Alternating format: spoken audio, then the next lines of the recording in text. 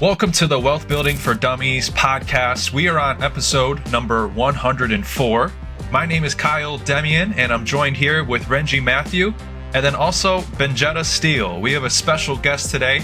Benjetta is with Mother of Motivation, and she's going to come in today, and we're going to pick her brain on business credit, personal credit, and building wealth. So, Benjetta, number one, thank you for being here. We appreciate having you on our podcast.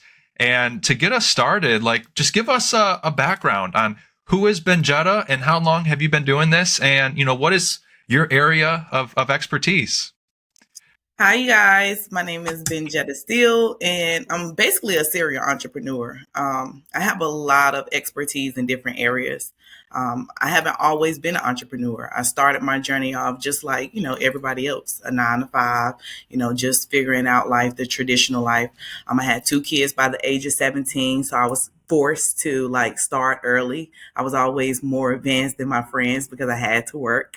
And just coming up, my environment wasn't the best, but I still tried to utilize my resources as much as possible to be the best, So with that being said, by me having kids by 17, I did finish school, but I started going to college and it was just like a lot. And I was like, hey, college, I went to college for business management. And it was cool, but I was like, hey, this is a long time. I have 2 kids, so I have to figure this out. I need money now. So I ended up going to get trades and certifications like child care, hair care, nursing care. And then I end up working in child care for a little while because I had 2 kids. So I end up working in the actual facility that they went to school at so I can balance it all out. So I got paid there, worked there, and my children were there.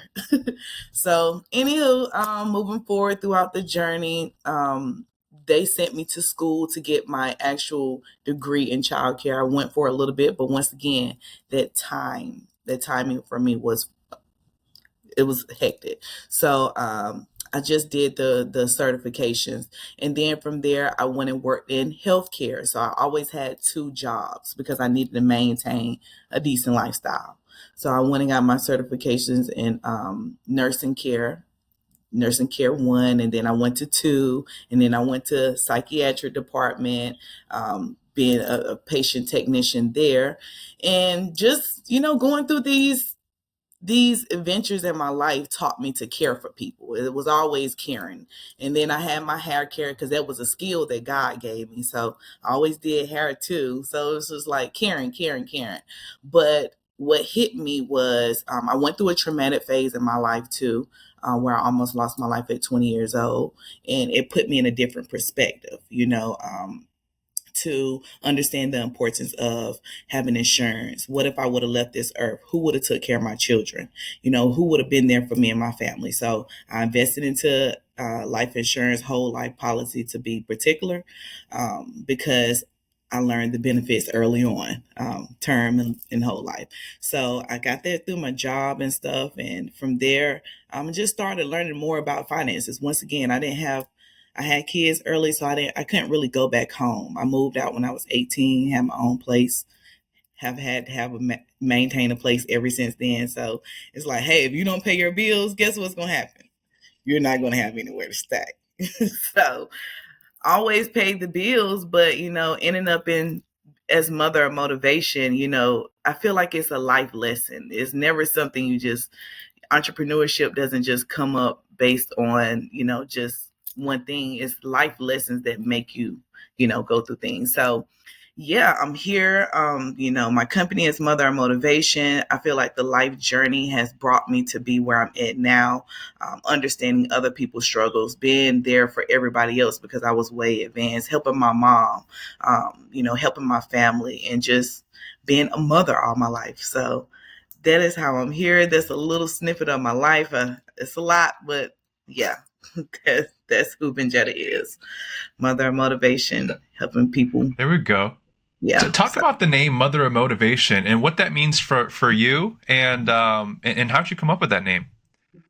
Well, Mother of Motivation came up in 2018, right? I was standing in my driveway. I had just bought my home at 28 years old. God just told me, like, I always been a mother, right? So I have a younger brother and an older brother, and then my mother, which I have always taken care of them since I was like 15, well, and my little brother, I always been a mother to him.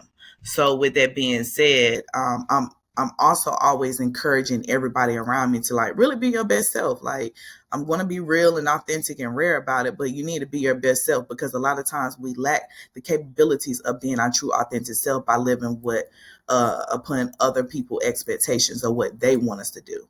That was a part of a reason why I started my own organization, because it's like, hey, I have to work for corporate America. I have to put on this outfit every day. I have to go in there and smile even when I'm having my bad days. I still have to be a parent. I still have to pay the bills. I still have to do all these things. So just being a mother and trying to motivate people to really like be your true authentic self, because you're going to feel more empowered like that versus, oh, I got to go fake it for these people. Oh, they might not like all those different little myths that people might make you feel. So yeah, Mother of Motivation. I've been a mother and I'm always motivating. So that's how Mother of Motivation came up. Like, and it's been stuck Yeah, with me. So that's an awesome story. Like, 'cause, like a lot of people that go through struggles, they just give up. So it's really cool to see it's the struggles that you went through, but you took it and you changed it into something that can be taught from it and be encouraging to other people and be motivation for other people instead of mhm, sitting there and dwelling on it. That's really cool to see, and I think that's mhm, why entrepreneurs become successful is they don't just sit there and dwell on their yeah it's okay to sit there and cry if you need to, but take mhm. it and use it as motivation to push on and teach other people, and that's what we see you've done, so that's really cool to hear. Thank you. Thank you. Yeah, it's not easy, but most of the time you have to overcome the struggles. Nothing in life is going to be given to us. If you really want to see yourself really get to another level, you can't limit yourself or your belief, because we are the narrators of our life, right? We Mm-hmm. really make the movie of our life. Like, we're creating a movie as we speak right now. But with that being said, we have to determine how that movie is going to go. It might not go exactly how we want it to, but if you speak positive, you think positive, eventually I feel like God will put you in those places. So it's just all about your mindset, what type of vibration you're putting out in the universe, and what you want for yourself. Yeah. Mm-hmm. Well, yeah, so you went from that to how did you get into what you're doing? I know you do a lot of things, but I know one of the things how we connected was like the business funding, business Mhm. credit, personal credit. How did you get into all of that? Yeah, so once again, it started off as a lifestyle because I never really knew about credit. I mean, I knew a little bit when I hit 18 because I started to acquire things like vehicles and stuff like that, but I didn't know the significance of how credit works.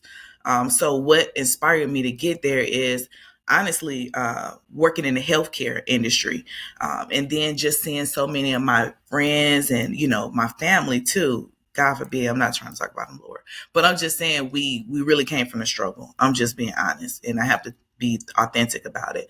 Nobody really understand financial literacy. Like, when tax time, like now it's tax time, it will come up. People will really spend their whole income tax check, and it's like, okay, we don't get an income tax check just to buy a car and a house. Like, it's more. So, going through that journey, I was, like I said, I was a mom early. So I always felt like certain places that God put me, like, even if I came from poverty, like the projects, I'm just being realistic. He put me there, but he didn't want me to stay there. So I understood I wanted to become a homeowner. And it was like, hey, I was making a decent amount of money because at that point I was already working in healthcare. So I had healthcare and hair care. I was doing both. I would do healthcare from 7 p.m. to 7:30 a.m. And then I would do hair from like 1 to maybe like 4 o'clock. So it was like I was making a good amount of money, but do I really want to stay in the income based homes? No. So then I started searching about being a homeowner, and I always do things in threes. So if you ever get to know me deeply, threes is my number. So I started doing studies about conventional home loans, VA loans, and then actual programs for home loans. So that's when I understood credit a little bit more in depth. That's when I started to understand, like, Okay. Okay, so I have to get this collection off my credit report. Oh, okay. So I owe $126. So you telling me $126 can hold me back from getting $100,000 home? Oh, let me go fix this. So I had to figure it out. But then once again, it came from that lifestyle. You have to understand you need to pay your bills on time. You should build relationships with banks. I always had a banking account since I was 14 years old. So I understood the relationship, pay the banks their money back. Don't let your account go into the negative. So the small itty bitty things transpire into the bigger things, if that makes sense. So, yeah. Yeah, absolutely.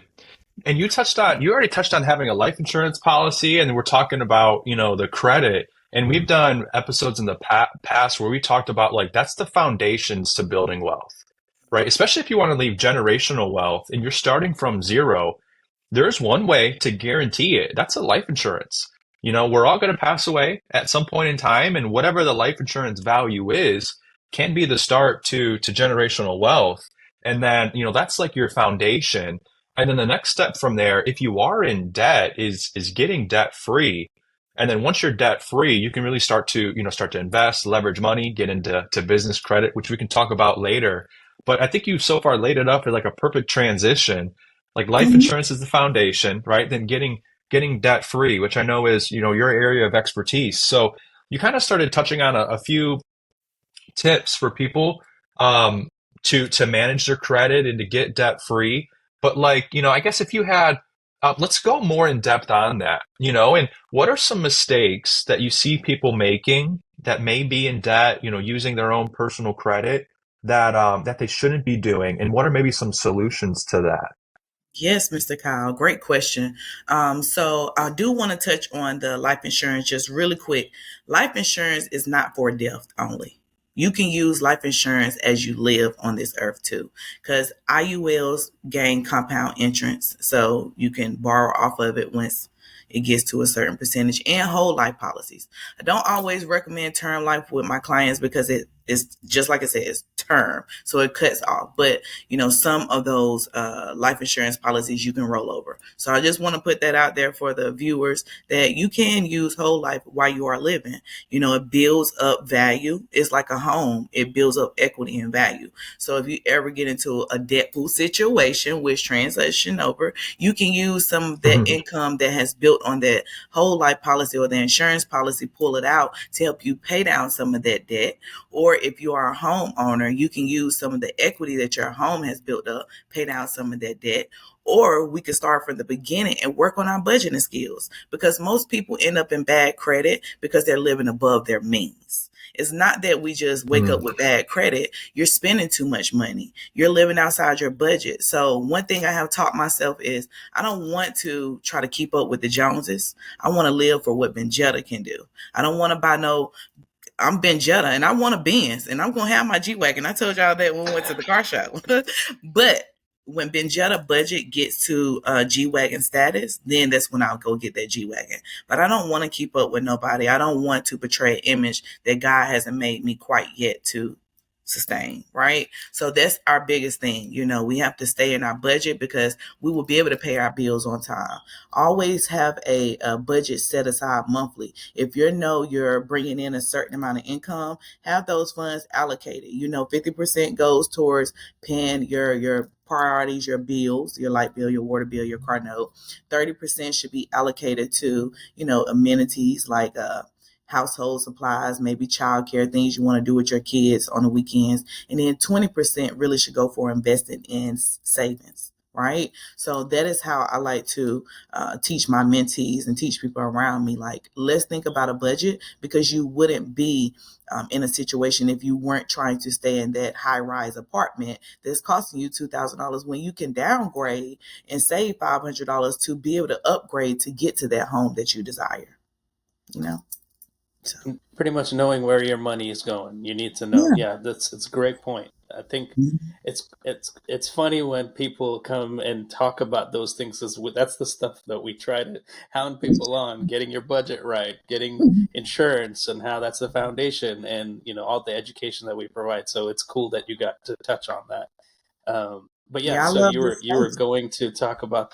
Oh, go. Sorry. Go ahead. I'm sorry. I'm so sorry. I love this space No, of you're good. talking about finances because, honestly, Mhm. and I'm not saying everybody home, but a lot of families don't talk about finances. Don't we need Yes. finances for everything? Do you all agree that we need finances in Hmm. everything we do? No matter what you do in life, Hmm. we need finances. Finances ruin relationships. It ruin friendships, partnerships. It ruin business. It ruins a lot of things. So it's like these are conversations that need to be had, and it makes my blood boil and make me feel real good talking about this. It's like a little high for me. I'm sorry. So because a lot of times I don't have these conversations, and when I try to get in depth with people, it's like, oh, here's Benjetta with this finances. I'm trying to help you understand the key pieces. I don't know everything. I don't want to be that person, but if I can be Mother of Motivation to motivate you to get out of the financial burden, let's do it. Let's figure out a plan. Let's come up with a plan of action and let's execute. Whether if it's going down to the budget, and whether if it's going out to allocating your funds, whether if it's downgrading that expensive vehicle or that high rise apartment. Let's do that for a little bit. Let's lock in for 6 to 12 months so we can elevate in the end, because we all have an end goal. Of course, we all want to have money to maintain and live the life that we desire, but you have to build that from the foundation up. You can't just jump from step 1 to step 10. It don't work like that. We can't be a millionaire overnight unless we hit the lottery, but we just have to prepare for it. That's all. Yeah. Absolutely.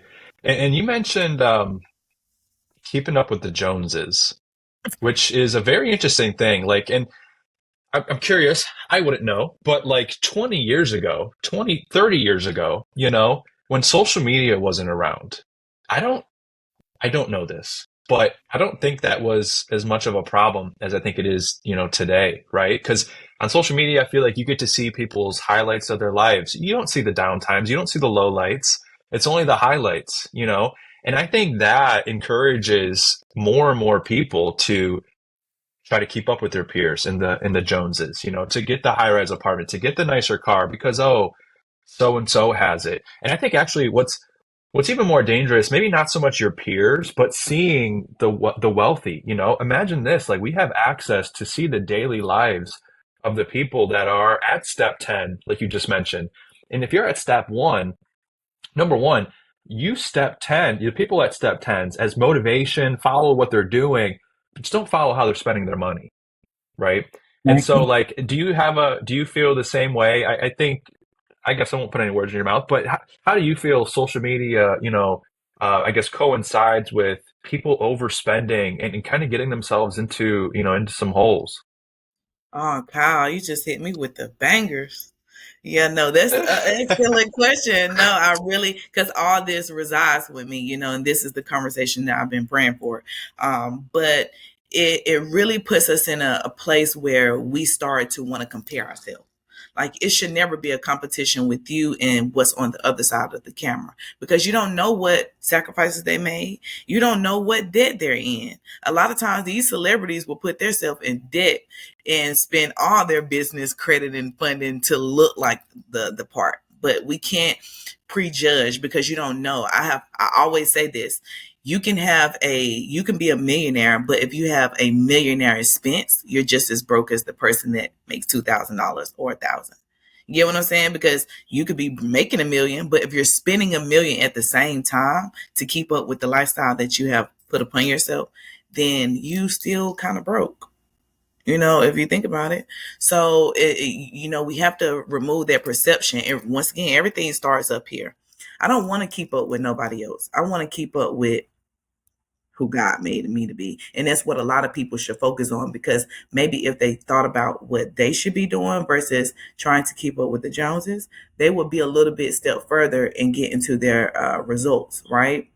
Because social media will stimulate our minds and have us feeling like low self-esteem, having us feeling like, oh, I'm not good enough. Why this can't be me, Lord? Why didn't I get that? Oh, I was in third grade with her. Why she has that nice husband and boyfriend? Because that's what God had for her. You don't know what tears and trials and tribulations she had to go through. You don't know what sacrifices she had to make. You don't even know what she's going through at the current moment to keep up what she has. So when people make those or have these high expectations or these thought processes to say, oh, I want to be like such and such, or oh, I wish I was celebrity Kim Kardashian or whoever, you don't know what she's going through on the other side to maintain the lifestyle that she has. So we have to focus on ourselves, because if we're making small steps to get to the bigger steps, then you could be a Kim Kardashian.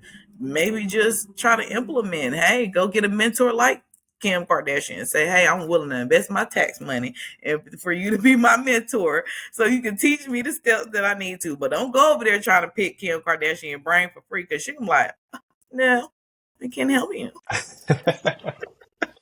Yeah, absolutely. And so for people that maybe are, they found themselves in this hole where they've tried to keep up with the Kardashians, like, and if you've ever had clients, that fall into this area, how do you help them? I guess you already kind of said it, maybe downgrading your lifestyle, sticking to a budget, but I guess here, let me cue it up with a better question for you. If somebody is in debt, and I've seen, people say good things, bad things about consolidating the debt, turning it over to another company and letting them do the consolidation. I've seen some people say, hey, set up a life insurance policy, do this. Like for you, what do you think the best course of action is for somebody that is in debt and wants to become debt free, in the next 12 to 24 months? Yes, sir. So the steps that we did discuss earlier, cool, but some people might need a little bit more, and it's reevaluated case by case, because every individual and consumer is different. So first is think about where your time is going, right? Because a lot of times people say, well, I don't have enough time or I don't have enough money. Well, how I look at it is maybe you might need to pick up another source of income, right? You might need to get another source of income. So if you're home 8 hours a day after you get off of your 8-hour job, then maybe you pick up a part-time 4-hour job, go do Uber Eats. That's easy if you have a vehicle. Okay. If you don't have a vehicle, find an online job, something that you can do right from the comfort of your home. All right. If you feel like that doesn't work, then, but maybe once again, cutting back on certain things, out to eat, cutting back on maybe the entertainment that we spend our money on. If you do other curricular activities that you probably don't need to be doing, cut back on it for a little bit. Because once again, when we sit back and reevaluate things, honestly, depending on what type of client I'm dealing with, I would dive deep. And it makes them a little uncomfortable, but it's like it's necessary for us to get to this next level. So with that being said, what are you willing to sacrifice? Because even though for myself, I can speak from my perspective, and then also what I educate too is when I decided to make this full transition, it required me to learn some new things that I never learned before, to go get to some places I've never been before, right? So I had to cut back on looking at television. I'm not sure if you all listen to Kendrick Lamar, but I seen this a lot now. Turn the TV off, turn the TV off. Hey, turn the TV off. So a lot of times we need to turn the TV off, because we think about it. You're looking at, you're consuming too much time looking at television when you could be learning something to put into your system to help you to make more money, right? Because learning a new skill or a certification or a trade can always help you make more money. And I always teach from that key piece too. You don't always have to have a degree, not discrediting nobody with a degree, because hey, you can have a degree or a certification and still make money. I have had a lot of certifications which helped me to be a little bit more qualified for certain positions. So when I go for that position that I'm looking for, I'm never going to get denied, because they're like, oh, Benjetta is, oh, she got, oh, yeah, you're higher. And then you go in there demanding what you want to get paid. So that's a tool that I always learn too. When I go into a work facility, when I used to work, I used to always get paid what I asked for. And then I started to say, well, I might not be asking for enough. Because sometimes we settle for what we are what they offer us. So if you see you have been at a job for a long period of time and you have been working and you're on time and you are fulfilling the job duties, when it's time for you to go up for that reevaluation and they try to offer you a quarter raise, you let them know, hey, I would like for you all to redetermine the raise amount, and I would prefer to, be can I get $1 raise? Can I get $1 at least? I need $1. So yeah, just It's trying to, knowing yeah, your worth. Yeah. there you go. So Yeah. And sometimes I it's up think to you you. mentioned sorry, finish what you're No, saying. go ahead, go ahead. No, I was going to say you mentioned a few things there that are really good key points to touch on. Like I've heard so many people talk about how you have to give up certain things to go up, right? And you mentioned that, and it's you have to sacrifice certain things to become a better person. You have to sacrifice, like you said, TV. If you're just sitting there on your couch watching TV all day, you're not going to get where you want to get to. Man. You can't wish yourself there, right? You have to work hard. God can provide ways for you, but you have to do your part to get there too. So, Hallelujah. and just like you mentioned, the education and the certification and stuff, there's also a lot of stuff you have to do and making yourself better so that when opportunities arise, you are qualified to be there. You are qualified to sit on that table that's an opportunity that's provided for you. So I think that's certain points that you hit on that is really resonates with what we talk about on here. You have to be listening to podcasts, reading things, like getting yourself better. Your mindset is the key to a lot of those things. So if you're not doing that, then when those opportunities come, you're not going to be Qualified. able to sit there. Yeah, you're not going to Mhm. be qualified. You're not going to be able to provide value there. And if you're not able to provide value when it's needed, you're not going to go too far. Right. So those are great points that you hit on.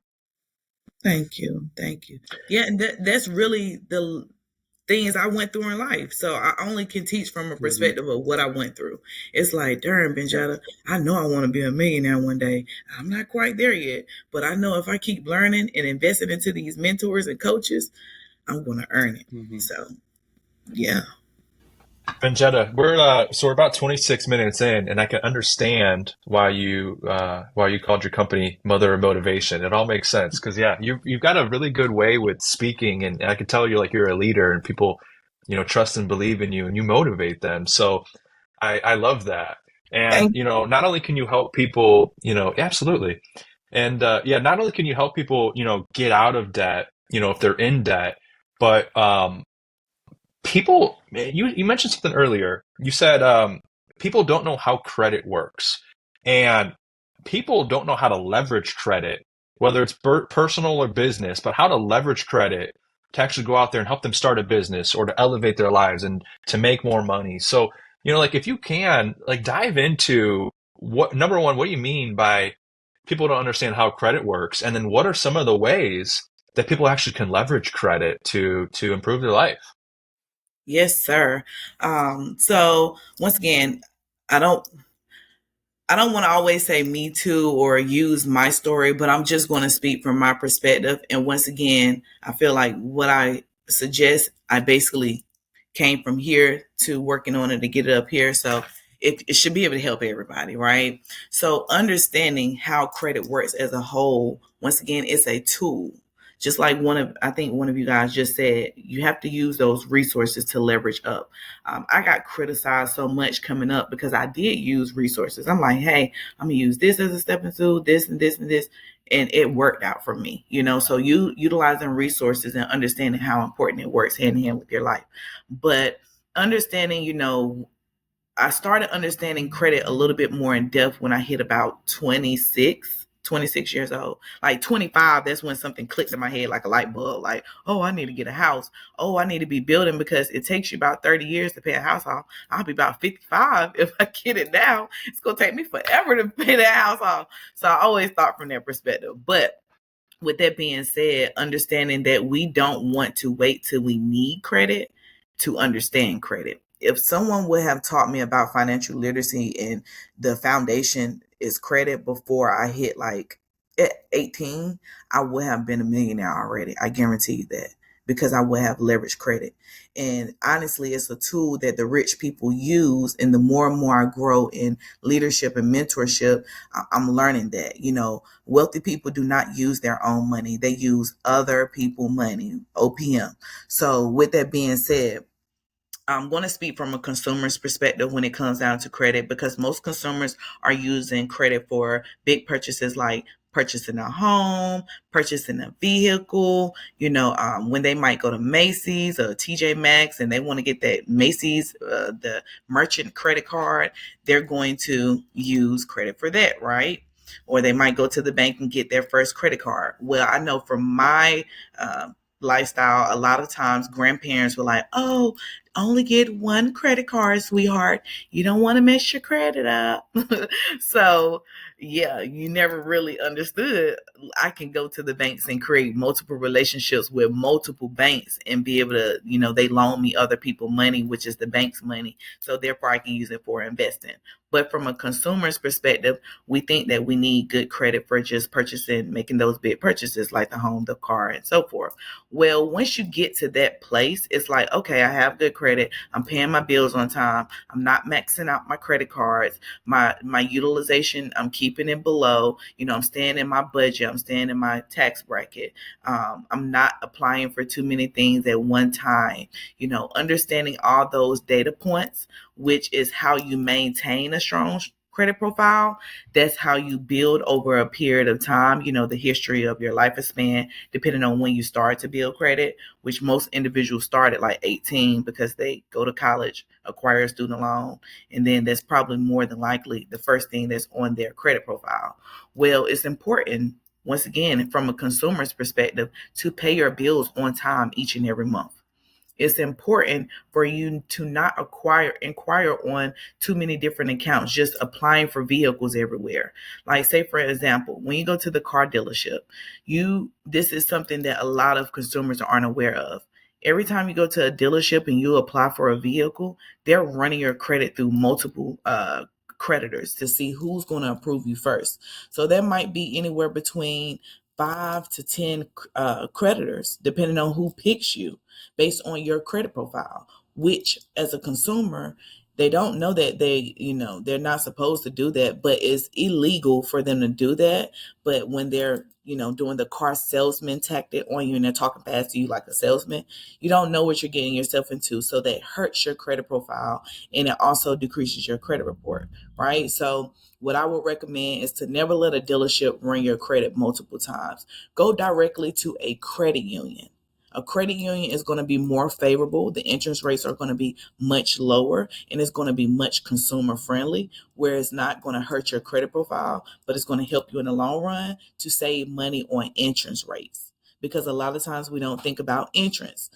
Most of our money go towards interest because we don't have the best of credit. So when you have better credit, it allows you to have lower interest, lower down payments.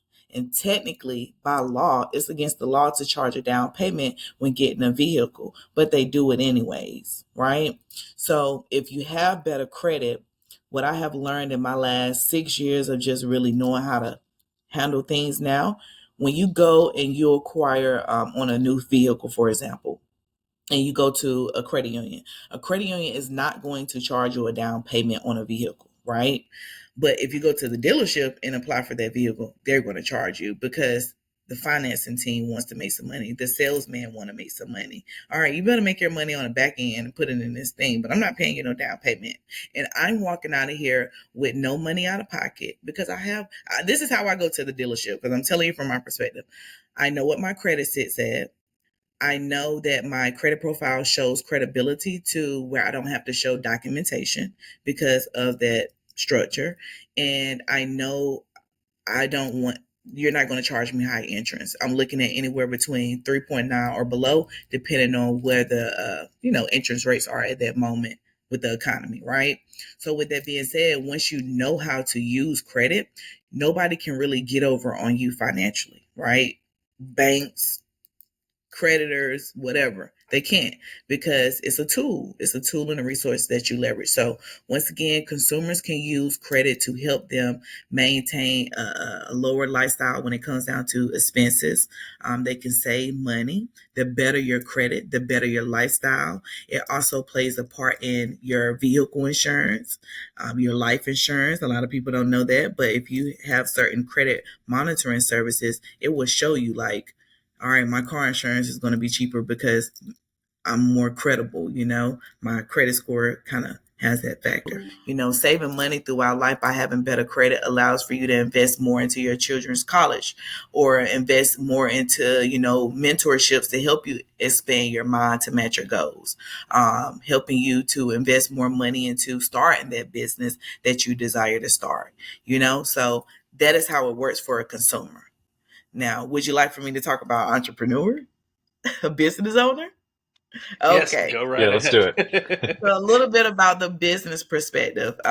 You as a business owner. So say for instance, me, Renji, Kyle, we all more than likely have our own entity, right? So we are business owners. We more than likely have an LLC, depending on which tax bracket you're in. You can go up to an S corp, you can go up to a C corp, and so forth. Because based on how much money your business is bringing in, that's how you structure your entity. All right. So as a entrepreneur, understanding that your personal credit plays a major factor because you are a business owner. So basically, the same mindset that was handling your personal finances and your personal lifestyle is going to be the same mind that's building that business.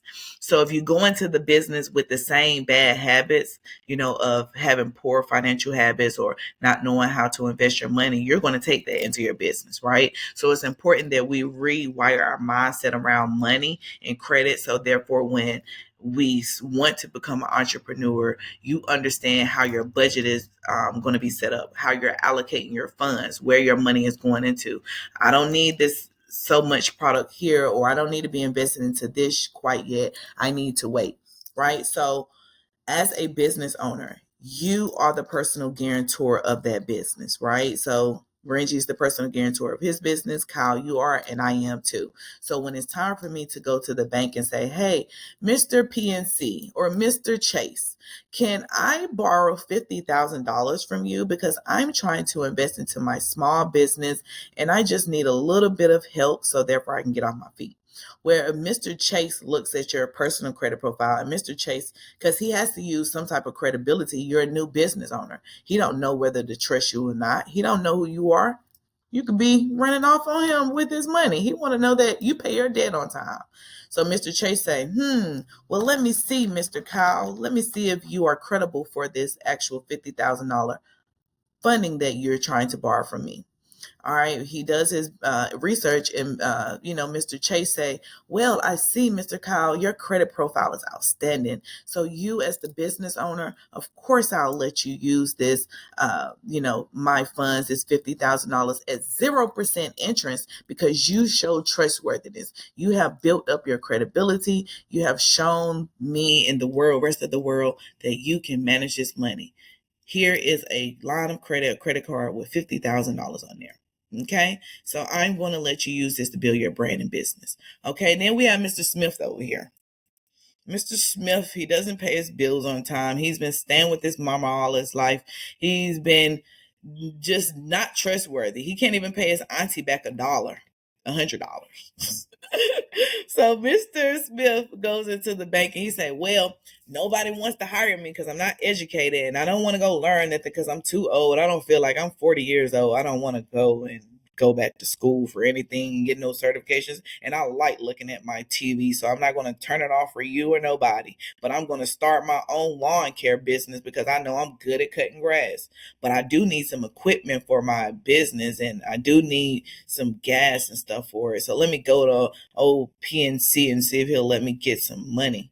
All right, we go to PNC, and I'm Miss Steele, and I'm checking Mr. Smith's profile. Like, let me see what's going on, Mr. Smith. Let me see how we can help you in your business. Congratulations on your journey. Okay, so I do Mr. Smith pull his credit report as that personal guarantor of that business. I look at Mr. Smith's profile and I'm like, oh my God, he got an eviction, a repossession. Like, oh God, he has stayed at all these different places in life. in his 40 years. Oh my God, he is not stable. He can't even keep a job. Look at all these employment histories he has under his profile. I don't Well, right now, I'm not going to say this to Mr. Smith, but right now, Mr. Smith, it looks like you weren't approved at the moment because your credit profile says that you owe a few collections and you have some repossessions on your credit report. So right now, what we will have to decline you at the moment. But if you go and work on your credit profile and come back and revisit us, then in 6 months, then we might can help you out. Sorry, Mr. Smith. And then that's what people lose hope when they get denied. But if you prepare, I live by 5 P's. Proper preparation prevents poor performance. If you prepare in advance, you don't have to worry about those things. Pay your bills on time. Stay in your tax bracket. Keep a budget. Don't try to keep up with the Joneses. If you're in debt, get a second job. Go get some certifications so therefore you can be qualified for the job that you desire to make more money. Because if you have a McDonald's job, you're going to have a McDonald's budget. So we need to elevate it and get a sex fifth education and get a sex fifth money. So that's how I look at it. We need it for everything. So yeah, that's it. Thank you for going in through all that. Yeah, I think there's a lot of importance in what you talked about, and knowing what your credit is. It's like going into battle without knowing the costs, right? What is that verse? Like you got to know where your credit is, where your funding is, what your budget is before you go into anything. And that's a big part of getting into business too, to get funding and, have a good profile is huge. So thank you for going into that.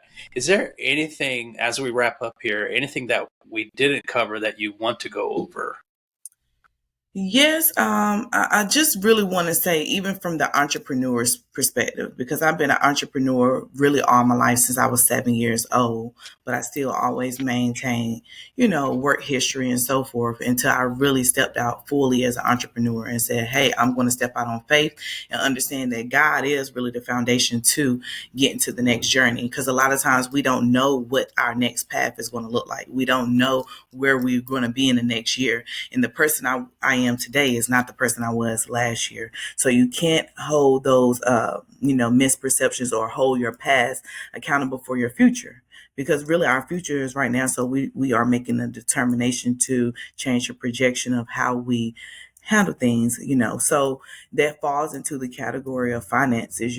Finances plays a big part in the Bible too. So a lot of times people have to understand that God said we should be creditors, not debtors. You shouldn't owe anybody any money. You should maintain good relationships, friendships, relationships, because what I have understood is deep for me when it comes down to finances. It's not just credit, it's more so the power of leveraging other people's money. Once again, I always show proof in the pudding that I have a lot of relationships and a lot of credit cards, but people might think, the consumer mindset might say, oh, that's scamming. And then the investor mindset might say, oh, she's wealthy. She's smart at what she does. She really can show you proof in the pudding, so understanding that when you have a coach, because I'm a coach and, I'm a mentor. So when you have a coach that's guiding you on the direction that's going to take you to another level, it's good for us to be able to expedite our process by listening to a mentor or investing into mentors, because coaches is just like college to me, except you have an individual that you're investing in who's going to help you expedite your process on what could have taken you 6 years. Is now only going to take you 6 months because you have the right coach who has already been through the trials and tribulations, right? And so that's basically, how I really teach my people to understand the power of business too. Not only as being a business owner has freed, my time up. Yeah, it does require a little bit more work on the back end when it comes down to, hiring the right staff, putting certain systems in place, understanding the key factors of how business works as a whole. Maybe we can have a part 2 of this episode. But about the back end of business, and what it really takes, because a lot of times people just see us posting about our business and they don't know you have to have the assistant who creates the content. You have to have the editing guy who does the videos. You have to really invest into the marketing and the ads that you have to run. You have to invest into hiring the staff. And then as a mentor, helping people get on a certain level like you, maybe they might surpass you, or maybe they might never support you and announce that you helped them get there. You have to be ready for all those things, because business is not just clean and cut. It could be a little bit of cutthroat, so you have to be prepared for that mentally, emotionally, and financially, so once again, transitioning from the consumer and poverty mindset to the business owner prosperity mindset requires a whole different transition, right? So you just have to be prepared. You have to understand to always use other people's money. Maybe if we do have a part two, we could talk about understanding the key factors in leveraging these relationships with different lenders, how to build those relationships, how to maintain those relationships, not burn your bridges, and then also understanding how to access hundreds of thousands of dollars from the banks by just leveraging good credit. That's one of my key factors. Yes, credit is the foundation, but not only have I been able to access hundreds of thousands of dollars and build strong relationships with different lenders, but I have to maintain those relationships. So when I look at any of my clients' credit profile, I can kind of tell how they maintain their real relationships. Are they paying their debt on time? Will they be loyal to their friends? Will they, drop the ball if they don't see it fit? A credit profile can basically tell you who a person is. And I'm sorry, some people might agree, some people might not, but me understanding the financial portion, it really speaks in depth of who that individual is, how they handle money, and so forth. So it all works hand in hand, whether if you are a consumer or a business owner. Your integrity, your morals is built on how you manage money, how you maintain, and how you keep relationships throughout life. I love that. That was well said. And so for people that are watching this, that they're like, wow, Benjetta's talking about all this great stuff and I need help. Where can they go to find you on social media to learn more and or to reach out to you if they want to work one-on-one? Of course. Yes. So on Instagram, my handle is I am Benjetta the Boss, but you always can search Mother of Motivation because that's my main company name. And then on Facebook, it is Benjetta Boss Lady.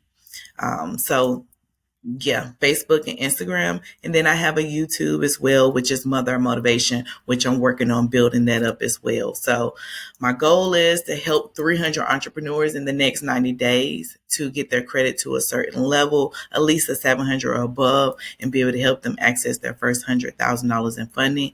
So therefore they can invest into their business venture. And then right now I'm also offering a mentorship called Boss Your Life Up Mentorship, and it teaches them all things finances. So that's the mindset, budgeting, credit, starting and structuring a business, building business credit, accessing their first $100,000 in funding, insurance, starting their own Airbnb and rental car business, short-term property. So whichever your heart desire, I want to be able to educate on it. So now they have a foundation based on which direction they want to go. I love that. That's awesome. So if you want to boss your life up, contact Benjetta, right? Yes. Benjetta, thank you so much for being here with us. Before we let you go, though, we do have two questions we ask every single one of our guests that we have on. And the first one is, what is the best advice you've ever received? And actually, the second question is going to be, what's the worst advice? So maybe if one is easier to answer than the other, we'll let you start there. But what's the best and worst advice you've ever received? So I have a two-part to the first question. The best advice that I ever received is believe in yourself, invest in yourself, and no matter what you're going through, just always understand that God will get you through anything in life. And I stand on that, right? So that's number one. Number two is the worst advice that I received recently was you need to stop investing into mentorships. You didn't invest $50,000 into mentorships and you need to stop. That was the worst advice, literally to the point where I was like, hey, I think I need to step back from you, because mentorship has not only changed my life, but it has helped me excel really fast versus me trying to go the traditional route. And I don't knock the traditional route, but different things work for different individuals. And if I can make $100,000 in 100 days versus a person taking 2 and 3 years to make $100,000, then which route do you think I want to go? The smart route. Absolutely. Yeah. Absolutely. Yeah, you want to leverage your mentors' lessons, knowledge, expertise, and a lot of the times you can pay to access that extra expertise so that you can avoid these pitfalls and these potholes that, they may have fallen into themselves or they knew other people. And so absolutely. That's a huge thing that happens to come up on every single guest interview we do. They always mention the power of mentorship. So Benjetta, thank you so much for being on our podcast. Thank you guys on YouTube here for watching. If you guys made it to the end of the episode and you enjoyed it, please give us a like and subscribe. That way we can have more awesome people like Benjetta come on. And as always, if we can ever help, we're here to help as well. And we'll see you guys on the next episode. Take care.